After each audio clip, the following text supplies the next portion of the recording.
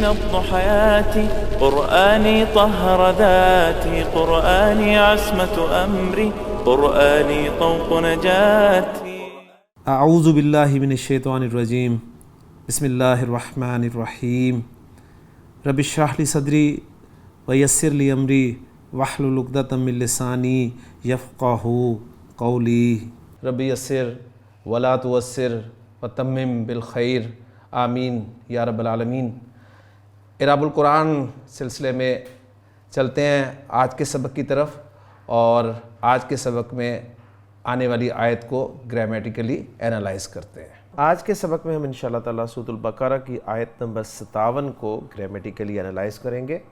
آیت آپ سکرین پہ لکھی ہوئی دیکھ رہے ہیں، میں آپ کے سامنے ایک مرتبہ پڑھ دیتا ہوں. اعوذ باللہ من الشیطان الرجیم، بسم اللہ الرحمن الرحیم.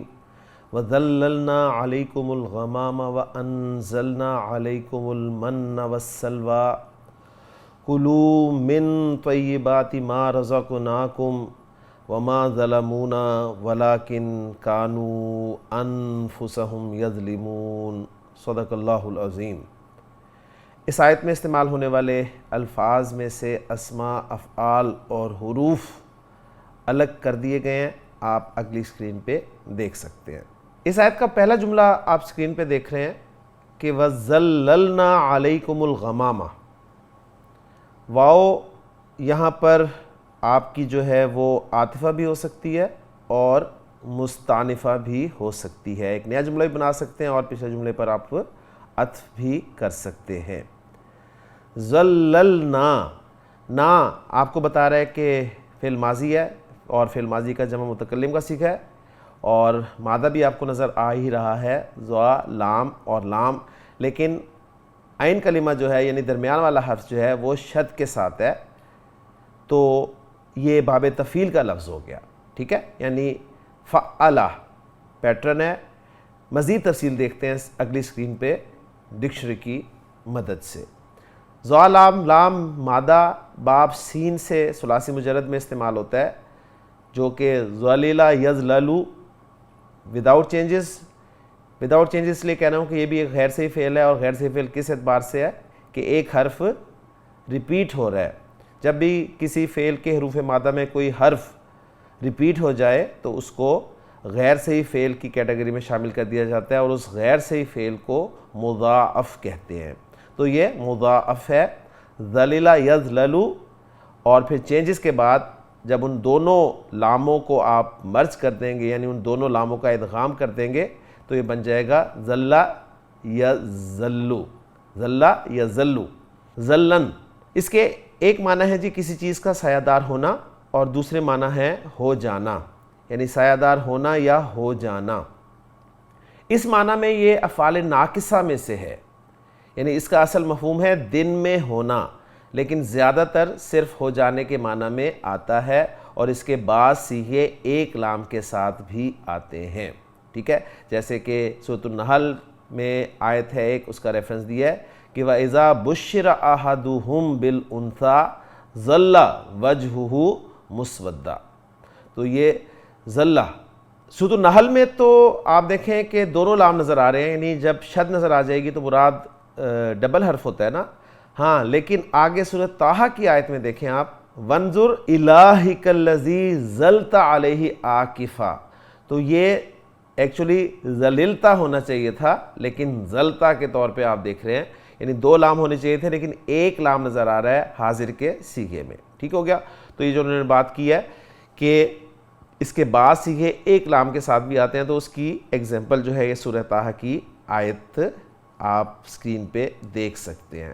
باب تفعیل سے ہماری اس آیت میں یہ لفظ استعمال ہوا ہے ذللا یذللو تذلیلاً، کسی پر کسی چیز کا سایہ کرنا. اور ان معنی کے لیے آیت کا ریفرنس بھی خان صاحب نے اسی آیت کا دیا ہے، آیت نمبر 57 سورۃ البقرہ، وَذَلَّلْنَا عَلَيْكُمُ الْغَمَامَ، اور ہم نے سایہ کیا تم لوگوں پر بادل کا. واپس آیت کی طرف چلتے ہیں. ذللنا فعل اور فاعل ہو گیا جی، اور علیکم کس چیز کا سایہ کیا، پہلے اس کو دیکھ لیں. کس چیز کا سایہ کیا؟ الغمامہ. بادل کا، یعنی بادل کو سایہ بنا دیا، یعنی ان معنی میں بھی ہم اس کا ترجمہ کر سکتے ہیں علیکم جار مجرور ہو جائے گا تم پر، تمہارے اوپر. تو سمپل سا اس کا انالیسس ہے. جملہ مختصر سا ہے کہ ظللنا فعل اور فاعل ہو گیا، الغمامہ مفعول بہ ہو گیا، اور علیکم جار مجرور ہو گیا اور اس کو مقدم کیا گیا ذرا زور دینے کے لیے کہ تمہارے اوپر، ٹھیک ہے نا.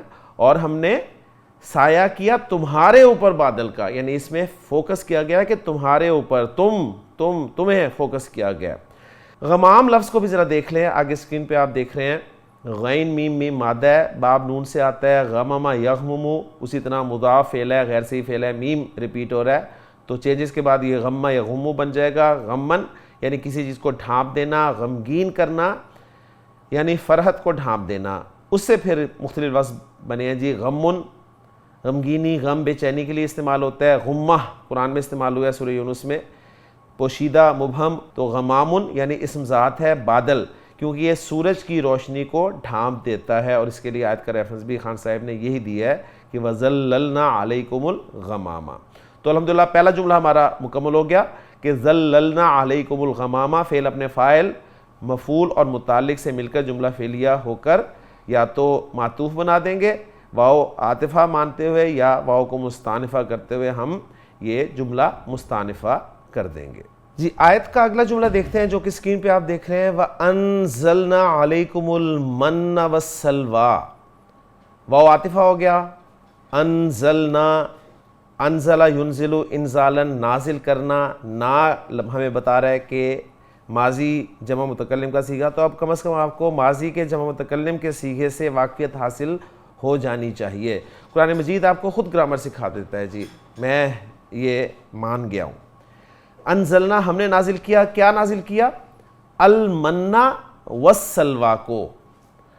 المنّا والسلویٰ یہ معطوف علیہ اور معطوف یہ مفعول بہ ہو گئے انزلنا فعل کے لیے، اور علیکم جو ہے یہ جار مجرور متعلق ہو گیا انزلنا فعل کے. اب علیکم کو پھر مقدم کیا گیا، یعنی تمہارے اوپر، یعنی فوکس دیکھیں تمہیں کیا جا رہا ہے.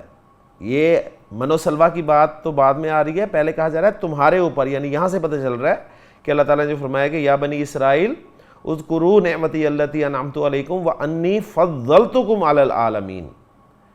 یہ پوائنٹ آپ کو یہاں پر نظر آئے گا.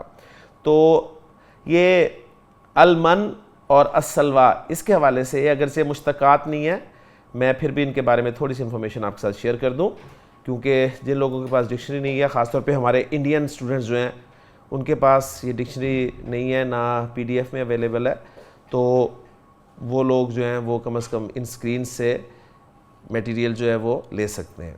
میم نون نون مادہ پھر ایک غیر صحیح فعل کا مادہ ہے، نون سے آتا ہے. مننا یمننو، مننا یمنو منن، اس کے ایک معنی ہوتے ہیں جی کسی پر احسان کرنا، احسان جتانا، اور اس مفہوم کے لیے علا کا صلہ آتا ہے.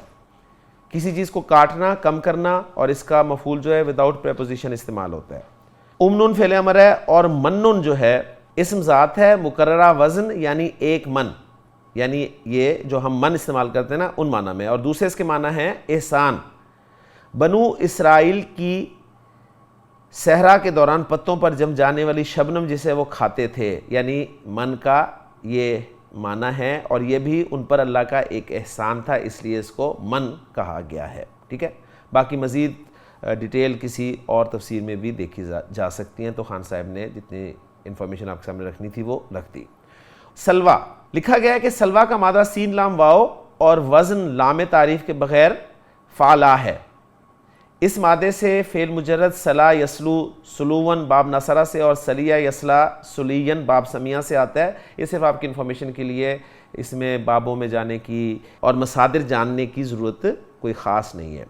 ان دونوں صورتوں میں اس کے معنی ہے کسی کی یاد یا اس کے فراق کا غم. ٹھیک ہے، کسی کی یاد دل سے نکال دینا، یعنی یاد کو دل سے نکال دینا. اچھا، لفظ السلویٰ اسی مادے سے ماخوذ ایک کلمہ ہے جس کے معنی ہے کوئی غم غلط کرنے والی چیز، یہ بھی ہوتے ہیں، اور بلکہ عربی میں الاصل یعنی شہد کو بھی السلویٰ کہتے ہیں، اور سلویٰ ایک خاص قسم کے پرندے کو بھی کہتے ہیں جس کا اردو ترجمہ بٹیر کیا جاتا ہے. اسے عربی میں سمانہ بھی کہتے ہیں، اور شام ملک جو ہے اس میں آج کل اسے یعنی آج کل یہ بہت پرانا ایک ٹیکسٹ ہے، تو اب آج کل پتہ نہیں کیا کہیں گے، بہرحال یہ آپ کی انفارمیشن کے لیے لفظ ہے کہ کریح بھی کہتے ہیں اور غالباً وہی یہاں مراد ہے۔ من کی طرح جزیرہ نمایاں سینا میں یا سینا میں بنی اسرائیل کے کیمپوں کے آس پاس جھاڑیوں میں یہ پرندے شام کے وقت بکثرت مل جاتے تھے جو بآسانی پکڑے جا سکتے تھے اور اسرائیلیوں کی خوراکی ضروریات پوری کرتے تھے، واللہ عالم۔ ٹھیک ہو گیا۔ اور سلوہ کے نام اور معنی میں بھی ایک مناسبت یعنی سامان تسلی ہونے کی ہے۔ تو یہ تھوڑی سی انفارمیشن تھی من و سلوہ کے حوالے سے، اسٹوڈنٹس نے لازمی کہنا تھا جی ہمیں بتائیں، تو وہ میں نے آپ کے ساتھ ذکر کر دیا ہے۔ تو یہ جملہ ہمارا الحمدللہ مکمل ہو گیا۔ انزلنا فعل فاعل، المنہ والسلوہ معطوف علیہ معطوف، اب دونوں مل کر یہ مفعول بہ ہو گیا انزلنا فعل کے لیے، اور علیکم جار مجرور متعلق ہو گیا، متعلق مقدم ہو گیا انزلنا فعل کا، اور یہ انزلنا فعل اپنے فاعل متعلق مقدم اور مفعول بہ سے مل کر جملہ فعلیہ ہو کر معطوف ہو گیا پچھلے جملے پر۔ اگلا جملہ بن رہا ہے کلوا من طیبات ما رزقناکم۔ یہاں کلو سے پہلے جو ہے وَقُلْنَا محذوف مانیں گے اور ہم نے کہا، ٹھیک ہے، تبھی واو عاطفہ کے ذریعے ہم پچھلے جملے پر عطف کریں گے، تو قلنا فعل اور فاعل ہو جائے گا، اور کیا کہا یہ اس کا مفعول بہ یعنی مقول القول ہوگا کہ کلو من طیبات ما رزقناکم۔ کلو جو ہے یہ حمزہ کاف لام مادہ باب نون سے استعمال ہوتا ہے، اکل یاکلو، اور اس کا فعل امر جو ہے وہ خلاف قاعدہ کل استعمال ہوتا ہے جس کی جمع جو ہے پھر کلو آتی ہے، ٹھیک ہے، کل کلا کلو کلی، ٹھیک ہے، اس طریقے سے پھر فعل امر کی گردان ہوتی ہے۔ کلو تم کھاؤ، فعل امر اور فاعل اس کے اندر ہی ہے، ٹھیک ہے، انتم یعنی کلو۔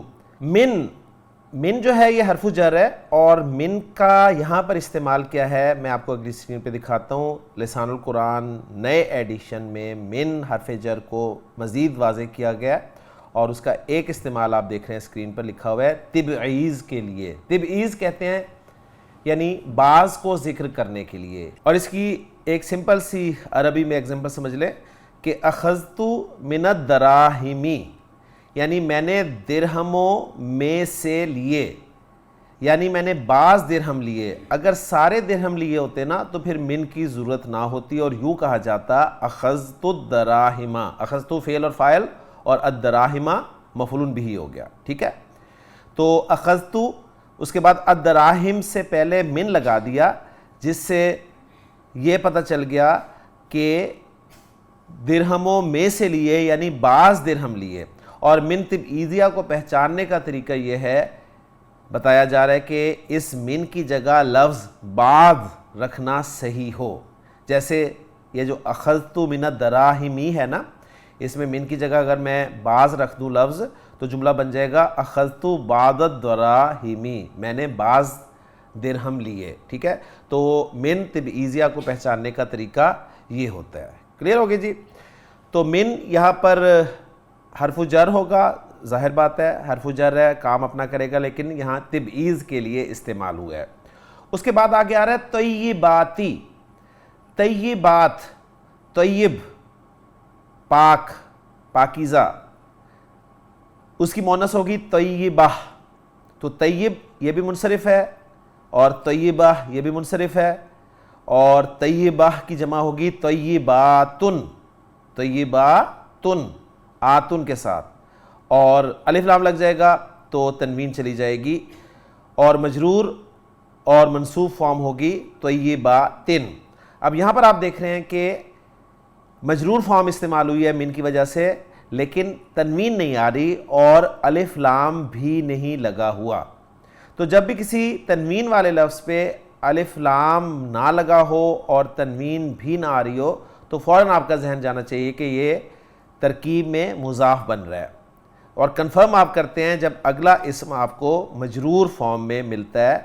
تو اگر یہاں پر ماں کی جگہ کوئی اور لفظ ہوتا تو آپ بڑی آسانی سے شاید اسے پہچان لیتے، یعنی منصرف کوئی اسم ہوتا تو وہ مجرور نظر آ جاتا، لیکن یہاں پر چونکہ ماں ہے، ماں اسم الموصول ہے، اور اسم الموصول ماں جو ہے یہ ایک مبنی اسم ہے، یعنی مرفوع منصوب اور مجرور فارم میں ایک ہی شکل میں رہتا ہے، تو یہاں پر ہم اس ماں اسم الموصول کو محلاً مجرور کہیں گے، ٹھیک ہے۔ تو طیباتی مضاف بن گیا اور ماں جو ہے یہ مضاف الیہ ہو گیا، اور ماں اسم الموصول ہے، تو جب بھی اسم الموصول آئے گا اس کا ایک صلہ ضرور ہوگا جو کہ عام طور پہ جملہ فعلیہ ہوتا ہے، اور وہ جملہ فعلیہ آپ کو نظر آ رہا ہے رزقناکم۔ رزق یرزقو بہت دفعہ آ چکا ہے مادہ، رزقنا ہم بس نا پہ غور کریں، نا آ گیا، فعل ماضی ہے، جمع متکلم کا صیغہ ہے، ہم نے عطا کیا، فعل اور فاعل ہو گیا اور کم مفعول بہ ہو گیا، تو رزقناکم یہ فعل اپنے فاعل اور مفعول بہ سے مل کر جملہ فعلیہ ہو کر یہ صلہ بن گیا ماں کا، ٹھیک ہے، اور ماں موصول اپنے صلے کے ساتھ مل کر یہ طیبات کے لیے مضاف الیہ بن گیا، اور طیبات مضاف اپنے مضاف الیہ سے مل کر من حرف جر کے لیے مجرور بن گیا، اور من حرف جر اپنے مجرور کے ساتھ مل کر یہ کلو فعل کے متعلق ہو گیا، اور کلو فعل اپنے فاعل اور متعلق سے مل کر جملہ فعلیہ انشائیہ ہو کر یہ ایک محذوف فعل کلنا کا مفعول بہ بن گیا، ٹھیک ہے۔ تو اس طریقے سے ہم اسے انالائز کر دیں گے اور پھر کہیں گے کہ کلنا فعل اپنے فاعل اور مفعول بہ سے مل کر جملہ فعلیہ ہو کر معطوف ہو گیا پچھلے جملے پر۔ ایک چھوٹا سا پوائنٹ یہاں پر ذہن میں تازہ کر لیجئے کہ ہم نے یہ پڑھا ہوا ہے کہ جب بھی کوئی جملہ صلہ بنے گا، جملہ صفت بنے گا، جملہ خبر بنے گا، جملہ حال بنے گا، تو اس جملے میں ایک عائد کا ہونا ضروری ہے۔ تو یہاں پر ایک جملہ جو ہے وہ موصول کا صلہ بن رہا ہے، تو اس صلے میں عائد کیا ہے جو کہ ماں کی طرف لوٹ رہی ہے، تو رزقنا میں نا کی ضمیر ہے، یعنی نحنو اس کا فاعل ہے، اور کم جو ہے مفعول بہ کی ضمیر ہے، تو یہ دونوں جو ہیں وہ ماں کے لیے مناسب نہیں ہیں۔ تو اس کا مطلب ہے کہ رزا کا کہ عام طور پہ دو مفعول ہوتے ہیں نا، یعنی ہم نے تمہیں رزق عطا کیا، ہم نے تمہیں کوئی چیز عطا کی، یعنی ایک جس کو عطا کیا جائے اور دوسرا مفعول جو چیز عطا کی جائے، تو جو دوسرا مفعول ہے جو کہ عائد ہے وہ اس کا محذوف ہے، صحیح ہے، جو کہ ماں کی طرف لوٹ رہا ہے۔ تو یہ پوائنٹ بھی اچھی طرح ذہن میں رکھ لیجئے۔ آگے چلتے ہیں جی، وما ظلمونا، وما ظلمونا، واو عاطفہ، ما حرف نفی، ماضی کو منفی بنانے کے لیے ما استعمال ہوتا ہے، ظلم ظلما ظلمو ماضی کا صیغہ ہے، تیسرا صیغہ ہے، ہم اس کا فاعل ہے، اور ہم جانتے ہیں کہ یہ جو تیسرا صیغہ ہوتا ہے فعل ماضی کا، اس کے آخر میں ایک الف لکھا جاتا ہے، تو ظلمو کے آخر میں ایک الف ہونا چاہیے تھا، لیکن یہ الف حذف کر دیا جاتا ہے، ہٹا دیا جاتا ہے لکھنے سے جب اس کے بعد کوئی ضمیر بطور مفعول آ رہی ہوتی ہے، ٹھیک ہے، تو چونکہ آگے نا کی ضمیر بطور مفعول آ رہی ہے تو اس لیے اس الف کو ہٹا دیا گیا۔ اگر یہاں پر ضمیر نہ ہوتی، مفعول بہ کوئی اسم ظاہر ہوتا، کلیئر ہو گیا، تو پھر وہ الف لکھا رہتا۔ یہ پوائنٹ اچھی طرح نوٹ کر لیجئے۔ تو ظلمو فعل اپنے فاعل اور نا مفعول بہ سے مل کر جملہ فعلیہ ہو گیا، ٹھیک ہے۔ وما ظلمونا، اور لفظی ترجمہ ہوگا انہوں نے ہم پر ظلم نہیں کیا، انہوں نے ہم پر ظلم نہیں کیا، اگر ہم ظلم یظلم کے معنی وہی ظلم کرنا کے لیں تو۔ یہاں پر ہم سیاق عبارت یعنی بیان قصہ کے لحاظ سے ظلموں کا ترجمہ انہوں نے ظلم کیا کی بجائے نقصان کیا، بگاڑا، زیادتی کی، اس طرح سے کریں گے، ٹھیک ہے، یعنی وما ظلمونا کا ترجمہ ہمارا کچھ نقصان نہ کیا انہوں نے، ٹھیک ہے، انہوں نے ہمارا کچھ نقصان نہیں کیا، ہمارا کچھ نہیں بگاڑا، ہم پر زیادتی نہیں کی، اس طرح پھر اس کا ترجمہ کیا جائے گا۔ تو وما ظلمونا، انہوں نے ہمارا کچھ نہیں بگاڑا۔ اسی آیت کا جو پچھلا حصہ تھا اس کا ترجمہ بحال رہ گیا تھا کہ کلوا من طیبات ما رزقناکم کا، یہ انشاءاللہ تعالی ہم آخر میں جب ترجمہ دیکھیں گے تو اس وقت دیکھ لیں گے، تو ہم نے صرف اعراب کو تفصیل سے دیکھ لیا تھا۔ تو من جو تبعیضیہ ہے اس کا ترجمہ کیسے ترجمے میں لایا گیا اس کو ہم انشاءاللہ تعالی اپنے ترجمے میں دیکھیں گے انشاءاللہ تعالی۔ اس کے بعد آگے ہے اس آیت کا آخری حصہ کہ وَلَٰكِنْ كَانُوا أَنفُسَهُمْ يَظْلِمُونَ۔ وَلَٰكِنْ کا لفظ یہاں پر آپ دیکھ رہے ہیں، یہ کیا ہے، اس پہ میں تھوڑی سی بات آپ کے ساتھ کرتا ہوں جی۔ وَلَٰكِنْ کا لفظ جو ہے یہ واو اور لاکن کا مرکب ہے، اور اس میں جو لاکن ہے یہ لاکنہ حروف مشبہ بالفعل جو ہے لاکنہ، ٹھیک ہے، حرفظ حروف مشبہ بالفعل لاکنہ اسی کی دوسری شکل ہے، تو گویا لاکنہ جو ہے اس کو اگر ہم تخفیف یعنی شد کے بغیر لکھیں تو وہ لاکن بن جائے گا، اور یہ دونوں جو ہیں یعنی لاکن اور لاکنہ اردو کے لفظ لیکن کے ہم معنی ہیں، ٹھیک ہے۔ البتہ استعمال میں فرق یہ ہے کہ لاکنہ کے بعد ہمیشہ کوئی اسم منصوب آتا ہے، کیونکہ لاکنہ جیسے کہ ہم جانتے ہیں کہ حروف مشبہ بالفعل جو ہیں وہ اسم کو نصب دیتے ہیں، لیکن لاکن کے بعد فعل یا اسم دونوں لائے جا سکتے ہیں۔ تو یہ ہم پڑھ چکے ہیں کہ اگر یہ حروف مشبہ بالفعل جو ہیں ان کو تخفیف کے ساتھ لکھا جائے، یعنی ان کی شد ختم کر دی جائے، ان کو مخففہ قرار دے دیا جائے، تو پھر یہ فعل پر بھی داخل ہو سکتے ہیں۔ تو لاکنہ اس کی شد کو ہٹا کر لاکن بن گیا اور ترجمہ وہی لیکن ہوگا، اور اب یہ فعل پر بھی آ سکتا ہے۔ اور ایک پوائنٹ یہ ہے کہ جب لاکنہ کی شد ختم کر دی جاتی ہے تو اب یہ غیر عامل ہو جاتا ہے، یعنی اپنے ماں بعد آنے والے اسم کو نصب نہیں دیتا، اور یہ عموماً جو ہے ولیکن یعنی ما قبل ایک واو عاطفہ کے ساتھ ہی استعمال ہوتا ہے، جس میں واو کا اردو ترجمہ کرنے کی ضرورت نہیں پڑتی اور ترجمہ صرف لیکن ہی کیا جاتا ہے، اور اس لیکن سے ہی کام چل جاتا ہے۔ ٹھیک ہو گیا؟ تو ولیکن، لیکن، اب جیسے کہ میں نے آپ کو بتایا کہ اس کے بعد فعل بھی آ سکتے ہیں، تو آپ دیکھ رہے ہیں فعل آ رہا ہے کانو۔ کانو، کانا یکونو تیسرا صیغہ ہے، تو جب بھی کانا آئے گا اس کا ایک اسم ہوگا، ایک خبر ہوگی۔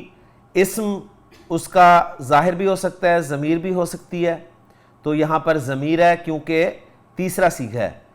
تو پہلا اور چوتھا صیغہ اگر نہیں ہوگا تو اس کا اسم جو ہے وہ ظاہر ہو سکتا ہے، اور اگر پہلا یا چوتھا صیغہ ہوگا تو کوشش ہم یہی کریں گے کہ اس کا اسم ضمیر کے طور پہ ہی مانے۔ تو کانو میں واو اس کا اسم ہے، اور آگے جو کانو کی خبر ہے یعنی کانا کی خبر ہے وہ آ رہی ہے جی۔ اصل ترتیب تھی یظلمون انفسہم، جس میں پھر انفسہم کو مقدم کر دیا گیا ایک زور پیدا کرنے کے لیے یا اس ردم کو برقرار رکھنے کے لیے۔ انفسہم مضاف مضاف الیہ اٹیچ ضمیر اسم کے ساتھ آئے گی تو مرکب اضافی کنسٹرکشن بنے گی، اور انفسا کی نسب بتا رہی ہے کہ یہ مفعول بہ مقدم ہے یظلمون فعل کا، اور یظلمون فعل ہے اونا کی آواز کے ساتھ آ رہا ہے، تو جمع مذکر میں ترجمہ ہم کریں گے اس کا، اور اسم ہے یا فعل مضارع ہے، پتہ چل جائے گا علامت مضارع سے، تو علامت مضارع بتا رہی ہے کہ یہ فعل مضارع ہے، اور یا علامت مضارع بتا رہی ہے کہ غائب کا صیغہ ہے۔ بار بار وہی باتیں آ رہی ہیں، میں کہتا ہوں کہ اب تو آپ کو الحمدللہ یہ چیزیں پکی ہو جانی چاہیے۔ تو یظلمون وہ ظلم کرتے ہیں، لفظی ترجمہ ہوگا یظلمون انفسہم، وہ ظلم کرتے ہیں اپنے آپ پر۔ یہ جملہ فعلیہ ہو گیا۔ یہ جملہ فعلیہ جو ہے یعنی یظلمون فعل اپنے فاعل اور مفعول بہ مقدم سے مل کر یہ کانا کی خبر بن رہا ہے، لہٰذا اس کو کانا کی خبر جو ہے چونکہ منصوب ہوتی ہے ہم اسے محلاً منصوب کہیں گے۔ کانا اپنے اسم اور خبر سے مل کر یہ جملہ بن گیا آپ کا، ٹھیک ہے۔ اور کانا میں تھا کا مفہوم پیدا ہوتا ہے، اور کانا پلس مضارع جو ہے وہ آپ کو پتہ ہے کہ ماضی استمراری کا مفہوم دیتا ہے، تو ہم یوں بھی ترجمہ کر سکتے ہیں کہ کانو انفسہم یظلمون، وہ اپنی جانوں پر ظلم کر رہے تھے، لیکن وہ اپنی جانوں پر، اور لیکن کے ساتھ ترجمہ کریں گے تو لیکن وہ اپنی جانوں پر ظلم کر رہے تھے یا کرتے تھے، ٹھیک ہے، کر رہے تھے کے ساتھ زیادہ ترجمہ اس کا بہتر ہوگا۔ تو الحمدللہ جی آیت نمبر 57 یہاں ہماری مکمل ہو گئی۔ اب چلتے ہیں ذرا اعراب جو ہم نے کیا اس کو چیک کر لیں کہ ہمارے بزرگوں نے اعراب کو کیسے ڈیل کیا ہے۔ تو دیکھتے ہیں جی اسکرین پر آپ دیکھ رہے ہیں الاعراب الواو عاطفہ ذللنا، یہ باسنا کی مثل ہے جو کہ پچھلی آیت میں تھا۔ علا حرف جر ہے، اور کم جو ہے وہ متعلق یعنی مجرور ہو گیا، فی محل جر وہ کہتے ہیں، یعنی یہ ضمائر کو مبنی مانتے ہیں، ذہن میں رکھیے گا، ٹھیک ہے۔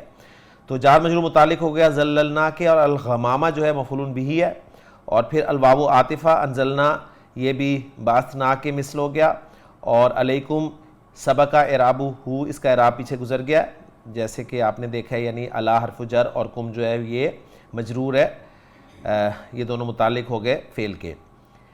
تو یہ متعلق بھی انزلنا، المنہ مفعول بہ منصوب، اور السلوى معطوف بالواو، یہ من پر عطف ہے، اور کلو فعل و امر ہے، اور واو اس کا فاعل ہے، من طیباتی جار و مجرور متعلق بکلو، متعلق کر دیا انہوں نے من کو، ظاہر بات ہے جار مجرور متعلق ہی ہوگا۔ ما اسم موصول ہے اور یہ فی محل جر مضاف الیہ، ہم نے بھی ایسے کیا ہے. رزقنا باسنا کی مثل ہے. قم مفعول بہ، واو استنافیہ، یعنی واو کو انہوں نے استنافیہ مانا ہے، ہم نے عاطفہ کیا تھا تو استنافیہ انہوں نے قرار دے دیا. ما نافیہ ظلمونا فعل ماضی اور اس کا فاعل اور مفعول دونوں ہیں، یعنی فعل ماضی فعل پلس فاعل پلس مفعول. ظلمو فعل اور فاعل ہو گیا اور نا مفعول بہ ہو گیا. واو عاطفہ ہو گیا. لاکن حرف استدراک، یہ لاکن جو ہے جی، یہ لاکنہ یا لاکن یہ حرف از حروف مشبہ بالفعل ہی ہے، لیکن اس کا نام جو ہے حرف استدراک ہے کہ پیچھے جملے سے کوئی وہم پیدا ہوتا ہے، اس وہم کو دور کرنے کے لیے پھر یہ لایا جاتا ہے. لیکن ہم اردو میں اسے لیکن کے ساتھ آسانی سے سمجھ سکتے ہیں. ٹھیک ہو گیا. کانو فعل ماضی فعل ناقص ہے اور واو اس کا اسم ہے، اسم کانا ہے. انفس مفعول بہ مقدم ہے اور ہم جو ہے یہ مضاف الیہ ضمیر ہے اور یظلمون فعل مضارع ہے اور واو اس کا فاعل ہے. تو الحمدللہ ایسے ہی اعراب ہم نے کیا ہے جو کہ آپ اسکرین پہ لکھا ہوا دیکھ رہے ہیں. جملوں کا اعراب دیکھ لیتے ہیں. جملہ ذللنا لا محل لها معطوف علی جملہ بعثناکم فی الآیۃ السابقہ، عطف کر دیں واو کو تو پھر یہ جملہ معطوفہ ہو جائے گا، اور اگر واو استنافیہ جیسے ہم نے بات کی ہے تو پھر یہ الگ سے جملہ ابتدائیہ ہو جائے گا. ٹھیک ہے. جملہ انزلنا لا محل لها معطوف علی جملہ ذللنا بالکل ٹھیک ہے.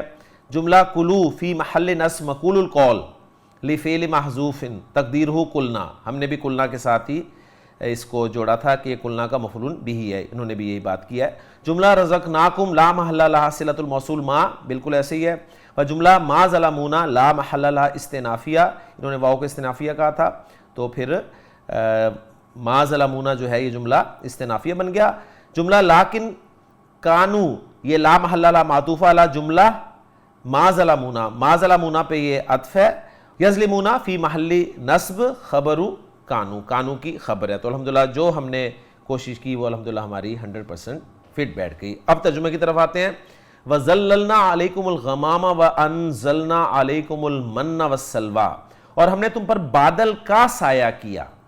ٹھیک ہے، یعنی ہم نے تم پر بادل کو سایہ کیا اور ہم نے تم پر من اور سلوہ اتارا. کلو من طیبات ما رزقناکم، انہوں نے کوئی یہ نہیں کہا کہ جی کلنا معذوف مانے، انہوں نے کہا کھاؤ ان پاکیزہ چیزوں میں سے جو ہم نے تمہیں دی ہیں.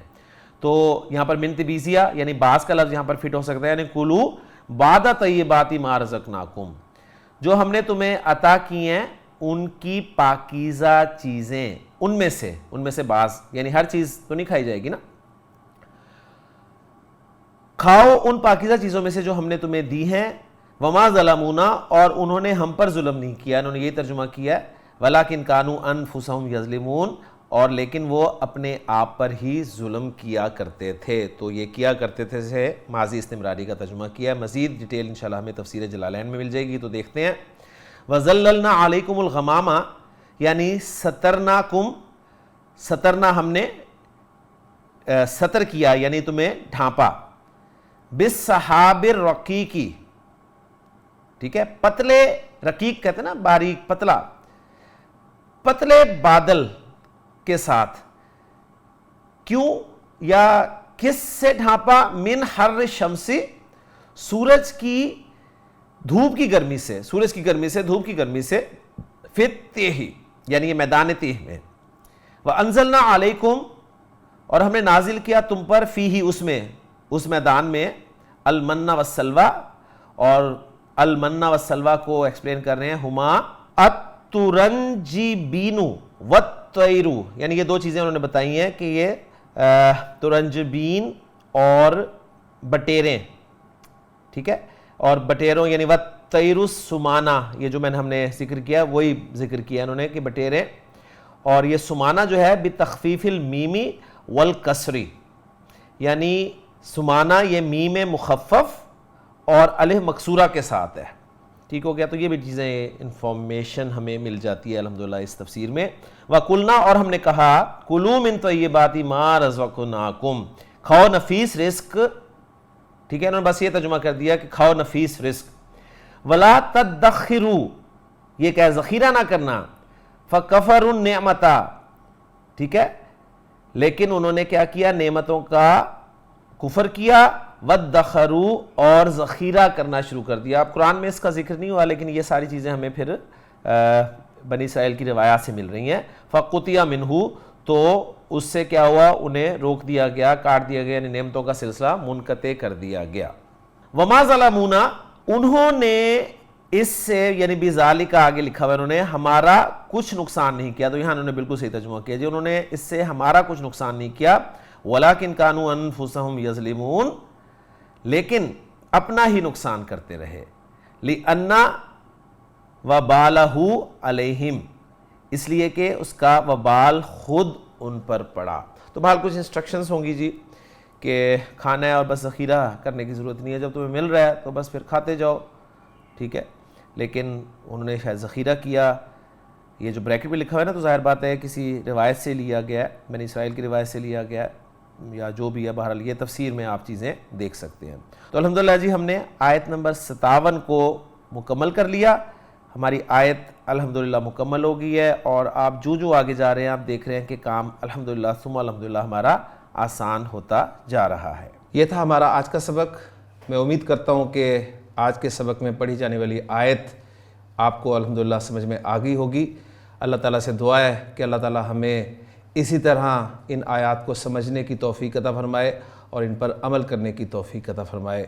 سبحانک اللہم و بحمدک اشہد ان لا الہ الا انت استغفرک و اتوب الیک. قرآني نبض حياتي قرآني طهر ذاتي قرآني عصمة أمري قرآني طوق نجاتي قرآني نبض حياتي قرآني طهر ذاتي قرآني عصمة أمري قرآني